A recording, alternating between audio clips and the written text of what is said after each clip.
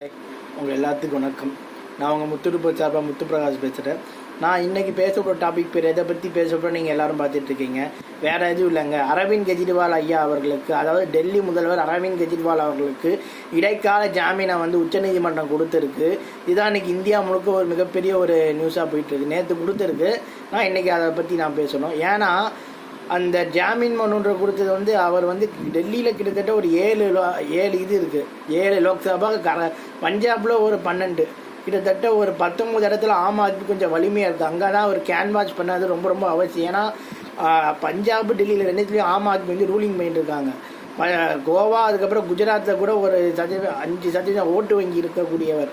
So இவர் கேன்வாஸுக்கு நமக்கு தேவைன்ற அந்த மாதிரியான ஒரு இதில் தான் சேர்த்துருக்காங்க. இதில் பார்த்தோன்னா குஜராத்தில் எலெக்ஷன் முடிஞ்சு போச்சு.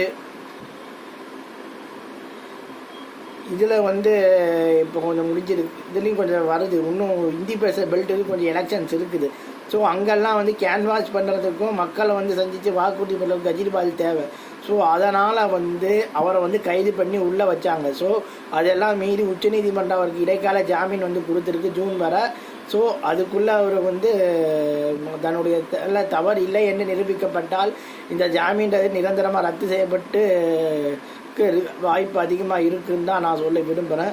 ஸோ அரவிந்த் கெஜ்ரிவாலின் இந்த அரசியல் நகர்வு இன்னும் எப்படி இருக்க போகுதுன்னா நம்ம பொறுமையாக பார்த்து ஆகணும். இவரின் விடுதலை இந்தியா கூட்டணிக்கு எப்படி பலத்தை சேர்க்க போகுதுன்றே நம்ம பொறுமையாக பார்த்தாங்கன்னு சொல்லி என் வீடியோ நான் முடிச்சுக்கிறேன். உங்கள் விடைபெறும் முத்துப்பிரகாஷ். Bye bye.